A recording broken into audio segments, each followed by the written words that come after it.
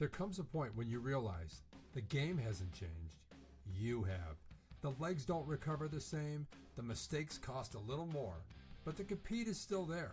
The love of the game of hockey is still there. You just have to adjust. This is Shift Change, staying in the game at 50 plus.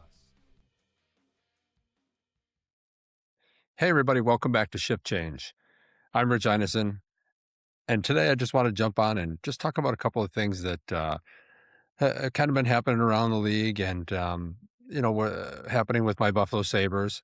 Big news this week was, or last week, that Peyton Krebs signed a 4-year, 4.5 average a year contract with the Sabres.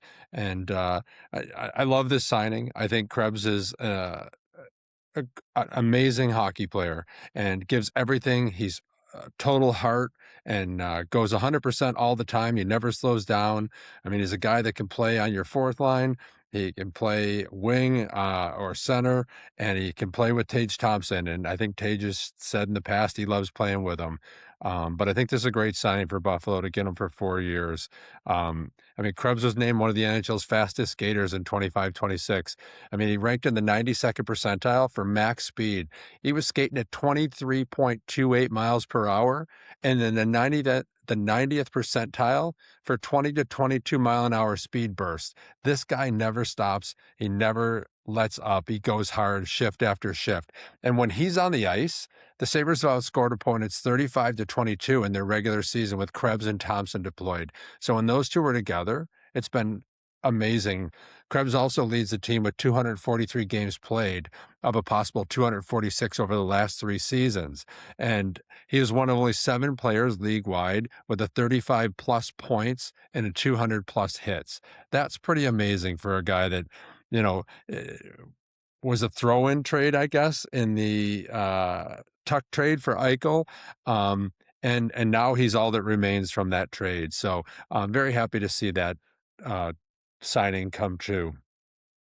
Also, the NHL has released their schedule. The Sabres came out with a little schedule release video with Bob, the karate dummy, I guess, made famous by the roller hockey guys in the playoffs.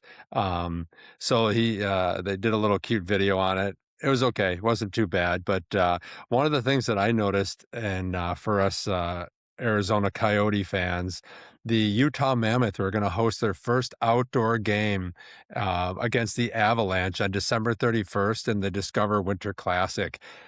That's unbelievable. I mean, I look at that and that's our team. Like, that was our team in Arizona, and to see it just thriving in Utah, I mean, it's great for the NHL and it's great for all those guys that play for them.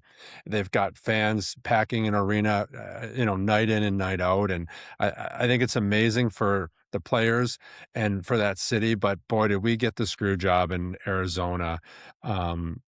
So hopefully, there's a lot of talk that Arizona's still on the docket to be talked about down the road. But, I think for that to happen, there's going to have to be a brand new arena in the right place where, it can thrive. Which I think is in that Scottsdale area. Even the Arizona Cardinals are moving out to Scottsdale with their facilities, and they're going to be leaving Tempe and going north Scottsdale. So, but one of the other big things, the Sabres picked up Olin Zellwigger, a defenseman from Anaheim. Got him in a trade, and I love this. I've seen this kid play a bunch of times out here on the West Coast, and boy, he can skate, he can shoot the puck. He's young, but I think he's going to fit in nicely, in that third pairing, probably. So the problem the Sabres have right now is they've got so much depth at defense. And, one of the things that they're going to have to try and figure out is who slots in where. I mean, the Sabres picked up Louis Crevier from Chicago, and this guy's 6'8", 228 pounds. He's a massive, massive defenseman, and he's probably going to be in that third pairing as well. I mean, aside from Dahlin and Power and Matthias Samuelsson, Buffalo's still got, Connor Timmins and Zach Metza's still in there. But one of the guys they just brought back was Dennis Gilbert, a local guy. I know I coached against him when I was coaching at St. Mary's High School. He played for St. Joe's.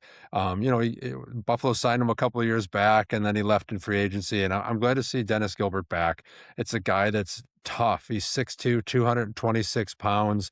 He can fight. He's just a tough hockey player and really good for Buffalo. So, but that clogs up that bottom, that fourth pairing. Who's there? They've got Komarov, Metza's still there. And when does Radim Murka come back?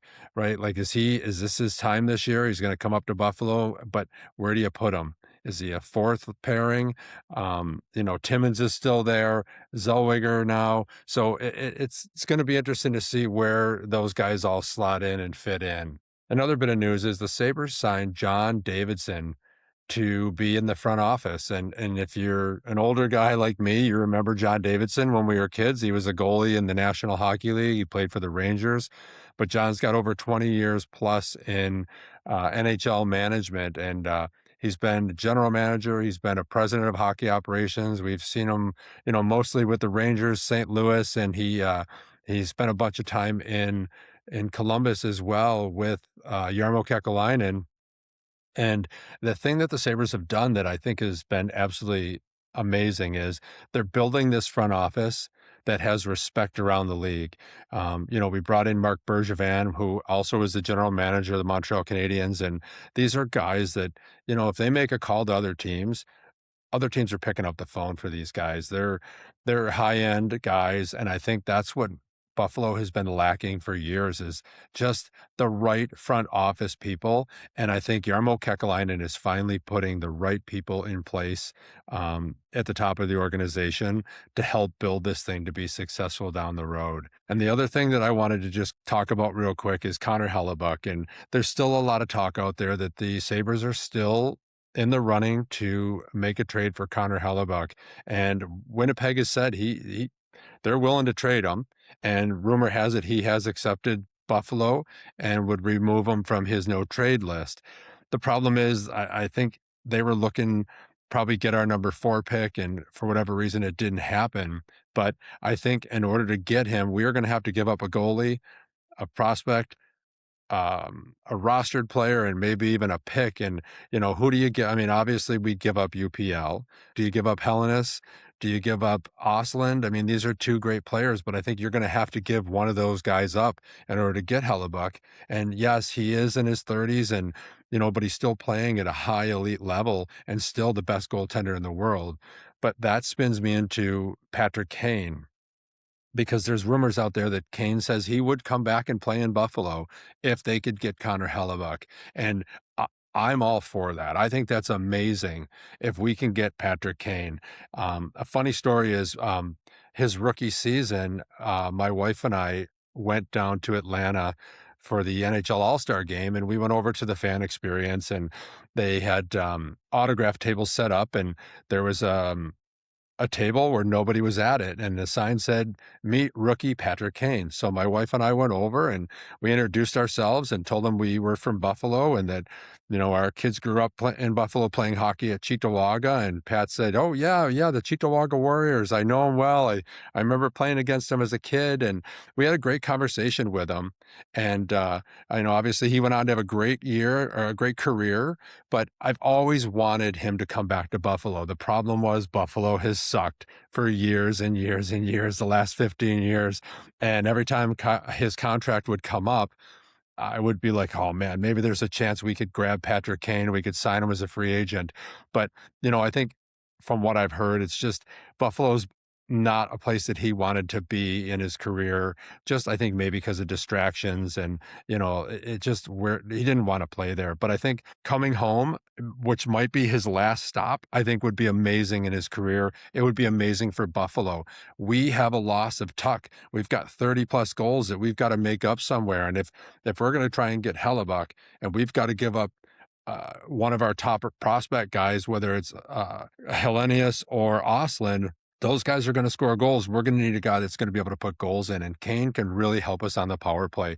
I think he can still get 20 to 25, even 30 plus goals if he's on the power play.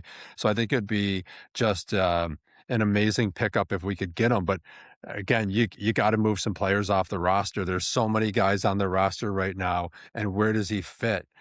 That seems to be the question. So, but yeah, I just wanted to jump on and just really quickly just let everybody know we're getting back into it next week. I've got a guest coming on that's a 20-year NHL veteran. He was a second overall pick in 1980. Played for a bunch of different teams, and probably going to have some amazing conversation and great stories. So don't forget to join us next week. Like us, share with your friends, let everybody know about Shift Change. If you're an over 50 hockey player and you've got a great story, or you know some people that played in the NHL and they're still playing the game today and they're in their 50s, 60s, 70s, I don't know what, 80s, whatever it might be, give me a shout, throw me a line. I'd love to talk to anybody. But thanks. Remember, hockey's not just something we do, it's what we live. Thanks. Have a good day.